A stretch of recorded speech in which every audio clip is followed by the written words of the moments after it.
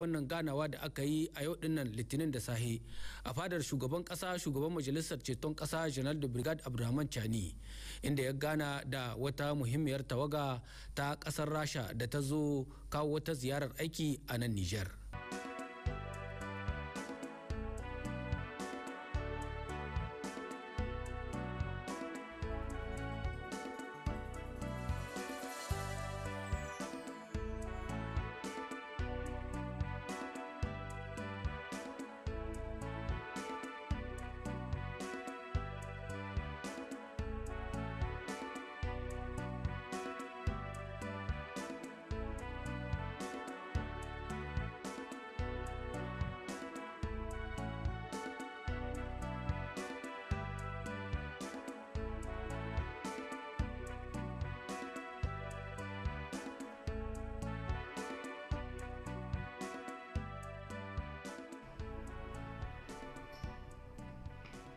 Kafin dai ta gana da shugaban kasa shugaban majalisar ceton kasa ita wannan tawaga ta kasar rasha sai da ta yi wani zama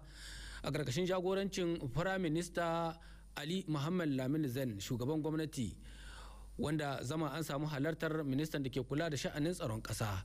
da babban wato jagora na rundunonin kasar Nijar da ministan da yake kula da harkokin cikin gida da kuma sauran mukarrabai na ministan da ke kula da harkokin tsaron kasa inda aka tattauna akan hanyoyin da za a bi